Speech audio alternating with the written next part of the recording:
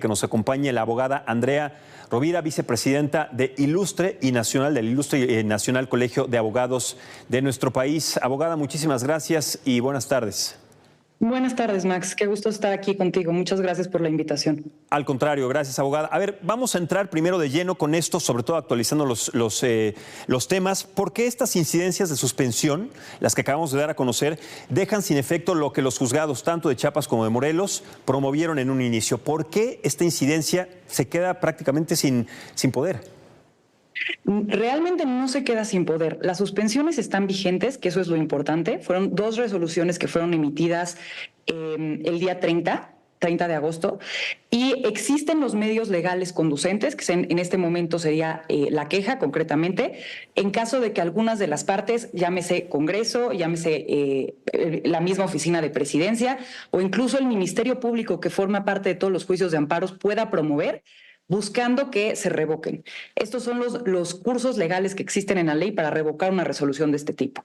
Entonces, hasta que un tribunal de mayor jerarquía, los jueces de distrito, no revoque las resoluciones en sus términos, estas continúan vigentes. Correcto. A ver, el comunicado de la Cámara de Diputados señala que por estas incidencias, abogada, puede continuar el proceso legislativo. O sea, esta reforma, o sea, esta información es correcta, o sea, este proceso que continúa, que acaban de dar a conocer, ¿es correcto? A mí me parece que no.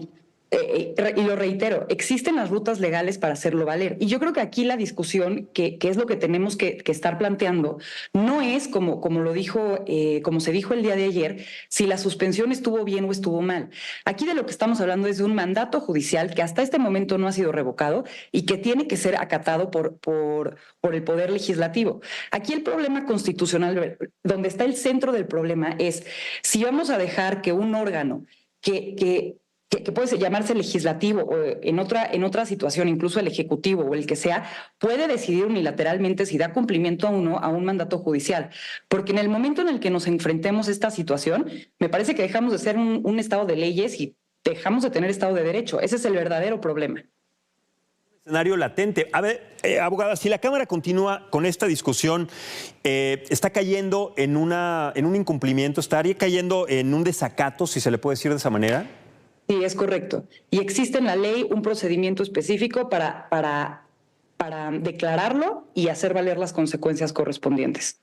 ¿Cuáles serían entonces los castigos o cuál sería, digamos que la sanción a la que estarían expuestos si se cumple o si se lleva a cabo este desacato? Realmente si hay un desacato a una suspensión, incluso puede dar origen a un procedimiento de tipo penal. Lo que la ley de amparo determina es que se inicia un incidente por incumplimiento, que si se determina procedente, se le da vista al Ministerio Público para que dé inicio con los procedimientos penales correspondientes. Entonces, sí hay consecuencias ante este tipo de situaciones.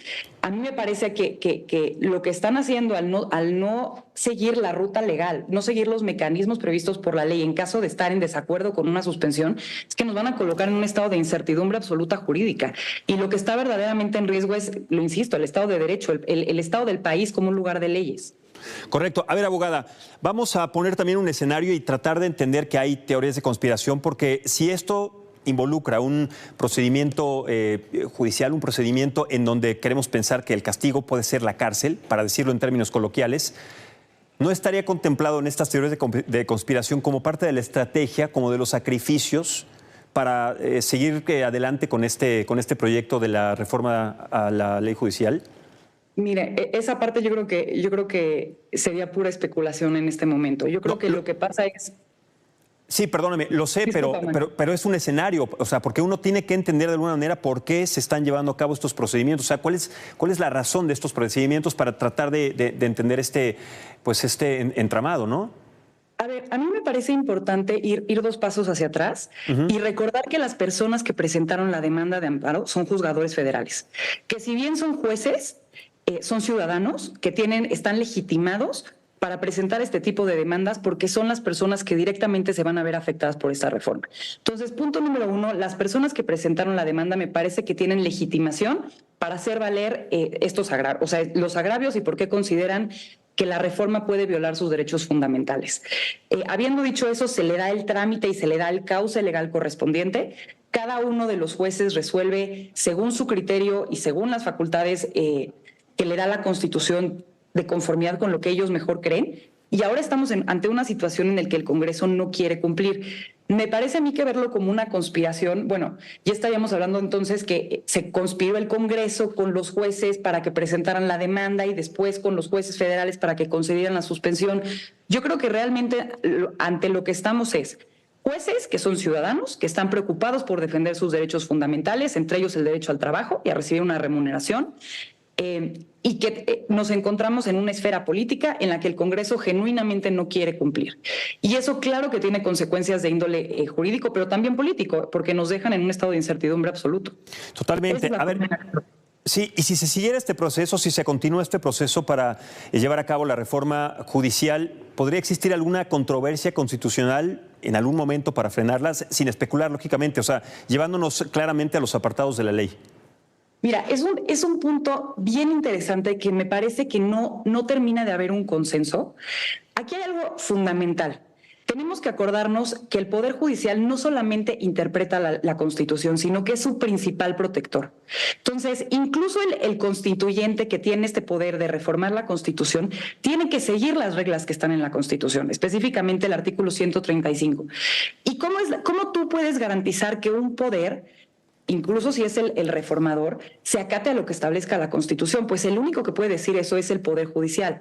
Entonces, si esta reforma se llega a aprobar, hay distintos mecanismos que se siguen explorando desde colegios de abogados, desde abogados en lo particular, desde los jueces, respecto de cómo se hace valer la Constitución, incluso frente a una reforma constitucional. Entonces, a mí me parece hay algo fundamental. Sí es cierto que el poder reformador, llamémoslo así, puede reformar la Constitución, pero no puede atacar su núcleo esencial. Entonces, ¿qué hacemos cuando hay una reforma que pretende destruir la Constitución y pretende cambiarla sustancialmente? Y me parece que estos recursos que puedan surgir durante o después en caso de que se apruebe la reforma, me parece que va a ser interesante ver cómo se tramitan y cómo se resuelven. La realidad es que no es una respuesta clara. Falta una interpretación judicial, para eso está el Poder Judicial y bueno, esperaremos ese momento para saber qué pasa. Claro, y tomando en cuenta todo esto que nos dice, abogada, ¿cuántas instancias, o sea, para entender también el panorama al que nos vamos a enfrentar, cuántas instancias pueden haber después de este último dictamen? Es decir, ¿cuántos escenarios más de amparo, y no sé si está correcto el término, se pueden presentar después de esta última actualización? Depende mucho el proceso que se decida seguir. Por ejemplo, hablando de los juicios de amparo que fueron tramitados por el Poder Judicial, se presentaron ante jueces de distrito y pueden ser las resoluciones recurridas y normalmente esos recursos, sea llámese queja, llámese recurso de revisión, serán conocidos por tribunales colegiados de circuito. Dada la relevancia, es posible que la Suprema Corte los atraiga y que no lo resuelva un tribunal colegiado, sino la propia Corte.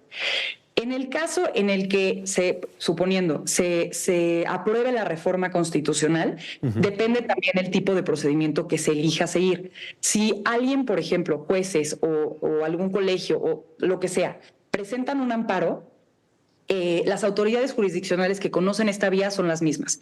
Juez de distrito y después tribunal colegiado de circuito, y puede ser que la Suprema Corte, dada la relevancia, atraiga el caso.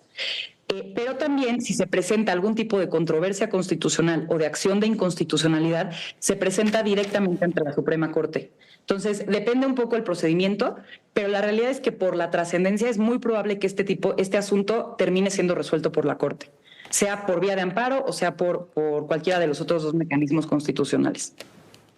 Correcto, bueno, pues es complicado, es un tema que pues estamos conociendo los primeros capítulos y sobre todo lo que se tiene que hacer a partir de lo que nos dice, abogada, el día de hoy, a partir de mañana y sobre todo la siguiente semana, las instancias que nos puedan dar más claridad si es que se puede conocer, para no especular y sobre todo para no tener pues estos claroscuros, lo que va a pasar la próxima semana. Es un tema complejo, pero lo más importante, y considero que usted también piensa lo mismo, es que esta información tiene que ser cercana, certera y sobre todo pues muy sencilla para la población, para que finalmente también se impliquen no solamente en las marchas, en las demostraciones de inconformidad, sino pues también cuando se toma una decisión, si es que es posible, ¿no? Sí, absolutamente. Y cuenten con el ilustre para poder transmitir la mayor cantidad de información que sea posible. Correcto. Abogada, muchísimas gracias, un abrazo y seguiremos en contacto para revisar y actualizar este tema. Claro que sí, Max, que estés muy bien. Igualmente, buenas tardes.